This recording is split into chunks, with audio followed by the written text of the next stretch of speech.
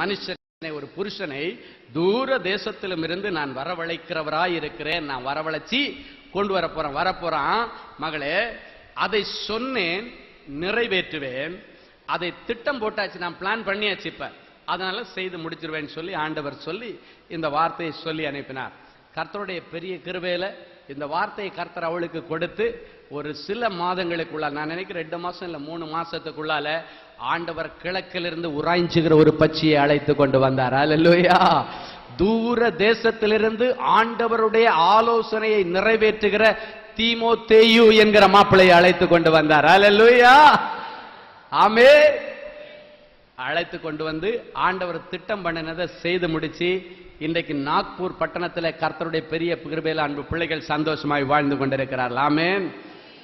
இந்த செய்தியை தியானிக்கும் போது எனக்கு ஆக்னஸ் ஞாபகம் தான் வந்துச்சு. உடனே அந்த மகளுக்காக ஜெபம் பண்ணிட்டு அவளுக்கு போன் பண்ணேன். நேற்றைக்கு போன் பண்ணி, ஆக்னஸ் எப்படி இருக்கிற, ஹஸ்பண்ட் எப்படி இருக்கிறாரு, உராஞ்சுகிற பட்சி எப்படி உன்னை நடத்துது அப்படின்னு கேட்டேன். அல்லேலூயா. அவர் சொன்ன, அங்கிள் ஒரு நல்ல குட் நியூஸ், என் புருஷனுக்கு வருஷத்துக்கு 30 லட்சம் ரூபாய் சேலரிக்கு இப்பதான் இன்கிரிமெண்ட் ஆர்டர் வந்திருக்கு, நீங்க போன் பண்ணிருக்கீங்கன்னு சொல்றாங்க. அல்லேலூயா. வருஷத்துக்கு 30 லட்சம்னா ஒரு மாசம் எவ்வளவுங்க சம்பளம்? கணக்கு தெரிஞ்சவங்க சொல்லுங்க. வருஷத்துக்கு 30 லட்சம்னா மாசம் எவ்வளவு? 2 2.25 2.25 2.5 கரெக்டா சொல்லுங்க. யாராவது ஒருத்தர் கரெக்டா சொல்லுங்க. 2.5 வருஷத்துக்கு 30 டிவைடட் பை 12 எவ்வளவு போடுங்க பார்க்கலாம். சாரி, மாசத்துக்கு 30. மாசத்துக்கு ஒரு வருஷத்துக்கு 30 லட்சம் அப்படின்னா மாசத்துக்கு எவ்வளவு? 2.5.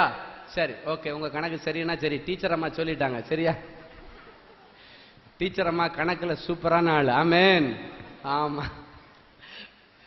அப்படி கணக்கு பண்ணதுனால இன்னைக்கு இப்படிப்பட்ட ஒரு நல்ல ஊழியக்காரனை பிடிச்சிருக்கிறாங்க. ஆமென். அதுக்காக நீங்க தப்பா நினைக்காங்க, டீச்சர் லவ் பண்ணி கட்டிட்டாங்களான்னு. இல்ல இல்ல. எங்க வீட்டுல அருமையா பார்த்து, எங்க சித்தப்பா அவர் ஊழியக்காரர், அவரா பார்த்து அவங்க அம்மாட்ட பேசி எடுத்து, நாங்க அதுக்கு முன்னால பார்த்ததே கிடையாது. ஆமென். ஆமா, அரேஞ்சு மேரேஜ் தான். சரி, கர்த்தர் நல்லவர். அப்போ அமெரிக்கால இருந்துட்டு ஒருத்தர் 2.5 லட்சம் சம்பளம் வாங்குறது பெரிய விஷயம் இல்லைங்க. லண்டன்ல இருந்துட்டு 2 லட்சம் வாங்குறது பெரிய விஷயம் இல்லை. இந்திய தேசத்துல 2.5 லட்சம் ரூபாய் சம்பளம். ஆமென். நேற்றைக்கு இதை பார்க்கும்போது, நாளைக்கு உன்னுடைய சாட்சியில இந்த பாயிண்ட்டுக்கு வான் சாட்சி தான் சொல்ல போறேன் அப்படின்னு அவர் சொல்லும்போது சொல்றேன், அங்கிள் நானே ஒரு நாள் நேரடியா சொல்ல போறேன், சஸ்பென்ஸா வச்சீங்களா அப்படின்னா. அப்புறம் சொல்றேன், இல்ல இல்ல இல்ல இல்ல, நான் வரதுக்கு லேட் ஆகும், குழந்தை பத்துக்கிட்டு தான் வருவேன், அதுக்கு முன்னால நீங்க சொல்லிருங்க. நான் கரங்களை தட்டி ஆண்டவருடைய நாமத்தை மகிமைப்படுத்துவோம். இன்னைக்கு ஆண்டவர் உங்களுக்காக, உன் பிள்ளைக்காக ஏதோ ஒரு தேசத்திலிருந்து, ஏதோ ஒரு பட்டணத்திலிருந்து, அவளுக்காக நாக்பூர்ல இருந்து ஆண்டவர் அழைத்து கொண்டு வந்திருக்கிறார். உனக்காக ஏதோ ஒரு ஊரிலிருந்து ஆண்டவர் அழைத்து கொண்டு வருவார். உன் பிள்ளைக்காக அழைத்து கொண்டு வருவார். ஆண்டவர் உனக்கு கொடுத்த வாக்குத்தத்தங்களை ஆண்டவர் நிறைவேற்றுகிற மாதமாக, உன் பிள்ளைகள் ஒவ்வொருவருக்காக ஆண்டவர் கொடுத்த வாக்குத்தத்தத்தை ஆண்டவர் நிறைவேற்றும்படியாக, அதை சொன்னேன், நிறைவேற்றுவேன், திட்டம் பண்ணினேன், எனவே செய்து முடிப்பேன் என்கிற வார்த்தையை ஆண்டவர் கொடுக்கிறார். அல்லேலூயா. எரேமியா 29:10 இப்படியாய் சொல்லுகிறது, பாபிலோனிலே 70 வருஷம் நிறைவேறின பின்பு நான் உங்களை சந்தித்து உங்களை இவ்விடத்திற்கு திரும்பி வர பண்ணும்படிக்கு உங்கள் மேல் என் நல்வார்த்தையை நிறைவேற பண்ணுவேன்.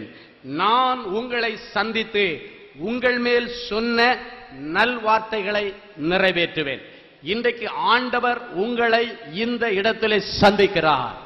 உங்களை பார்த்து சொல்றாரு, உங்கள் மேல் நான் கூறின அந்த நல்ல வார்த்தைகள், தீர்க்க தரிசனங்கள், உங்கள் பிள்ளைகளுக்கு, உங்கள் தொழிலுக்கு, ஊழியத்திற்கு, குடும்பத்திற்கு கொடுத்த அத்தனையும் நான் நிறைவேற்றுவேன் என்று சொல்கிறார். கரங்களை தட்டி ஆண்டவருடைய நாமத்தை மகிமைப்படுத்துவோம்.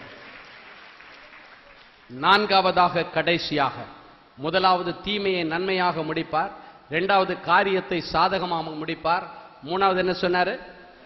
சொன்ன வாக்கு தத்தத்தை செய்து முடிப்பார். அது நிறைவேற்ற திட்டம் போட்டாரு, ஆண்டவர் செய்து முடிச்சிட்டாரு. 4வது கடைசியாக தேவ சித்தத்தை நிறைவேற்றி முடிப்பார். உங்கள் ஒவ்வொருவரை குறித்து, உங்கள் பிள்ளைகளை குறித்து காட்ஸ் பிளான் ஒன்னு இருக்கு. என்ன இருக்கு? காட்ஸ் பிளான், தேவனுடைய சித்தம் என்று ஒன்று இருக்கிறது.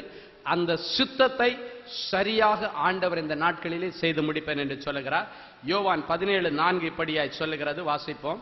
பூமியிலே நான் உம்மை மகிமைப்படுத்தினேன். பூமியிலே நான் உன்னை மகிமைப்படுத்தினேன். நான் செய்யும்படி நீர் எனக்கு நியமித்த கிரியையை செய்து முடித்தேன். நான் செய்யும்படி நீர் எனக்கு நியமித்த கிரியையை செய்து முடித்தேன். நான் நியமித்த கிரியையை செய்து முடித்தேன். நான் செய்யும்படி நீர் எனக்கு நியமித்த கிரியையை செய்து முடித்தேன். இயேசு இந்த வார்த்தையை சொல்லுகிறார். லூக்கா 11:2 படியாய் சொல்லுகிறது, வாசிப்போம். அதற்கு அவர் நீங்கள் ஜெபம் பண்ணும்போது பரமண்டலங்களில் இருக்கிற எங்கள் பிதாவே, உம்முடைய நாமம் பரிசுத்தப்படுவதாக,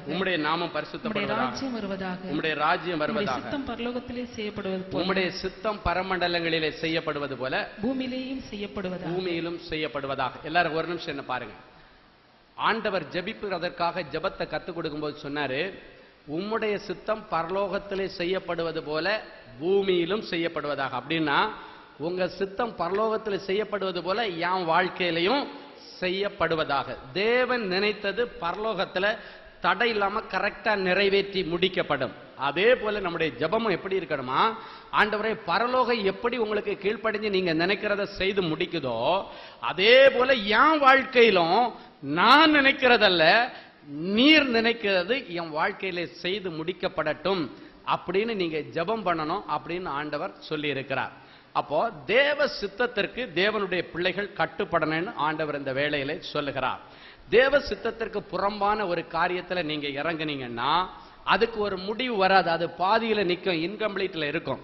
சிலர் சொல்லுவாங்க பாத்தீங்கன்னா, ஆண்டவர் அவங்கள ஊழியத்துக்காக கூப்பிட்டு இருப்பாரு, இவங்க ஊழியத்தை விட்டுட்டு வேலைக்காக போயிட்டு இருப்பாங்க. ஆனா ஒரு இடத்துல நிரந்தரமா அவங்களுக்கு வேலை இருக்காது. இங்க 4 நாள் செய்வான், அங்க 4 நாள் செய்வான், எல்லாமே இன்கம்ப்ளீட்டா இருக்கும். அவன் ஒரு தொழிலை செய்வான், அந்த தொழில் நல்லபடியாக நிறைவேற்றி முடிக்கப்படாதபடிக்கு எல்லாம் பாதியில நிற்கும்.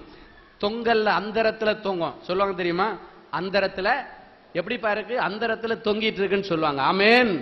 ஆமா, ஏன் அந்தரத்துல தொங்குதுன்னா தேவ சித்தத்திற்கு தேவனுடைய பிள்ளைகள் விட்டு கொடுக்கல. இன்னைக்கு சொல்றாரு, இனி தேவ சித்தம் மாத்திரமே உன் வாழ்க்கையிலே நிறைவேற்றி முடிக்கப்படும். அதனால இன்னிலிருந்து ஆண்டவரே, நான் உங்க சித்தத்தை நிறைவேற்றாம என் சித்தத்தின்படி நான் விரும்பினதை செய்ததன் நிமித்தம் நான் பட்ட அவமானமும் தோல்வியும் போதும், என்ன மன்னிங்கன்னு நீங்க சொன்னீங்கன்னா, ஆண்டவருடைய சித்தத்தின்படி ஆண்டவர் ஒன்ன செலக்ட் பண்ணி கொடுத்தாருன்னா, அது கல்யாணமா இருக்கலாம், இல்லாவிட்டால் வேலையா இருக்கலாம், ஒரு தொழிலா இருக்கலாம், உன் படிப்பா கூட இருக்கலாம்.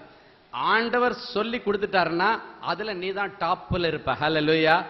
ஆமா, ஆண்டவர் நம்பர் 1 கொடுப்பாரு. ஏன்னா தேவனுடைய திட்டம், நீ இதை செய்யணுன்றது தேவனுடைய சித்தம். எனவே உங்க பிள்ளைகளுடைய காரியங்கள்ல ஒவ்வொன்றிலையும் தேவ சித்தத்தை நீங்க கேட்கணும். கல்யாணமா இருந்தாலும் சரி, வேலையா இருந்தாலும் சரி, படிப்பா இருந்தாலும் சரி, ஊழியமா இருந்தாலும்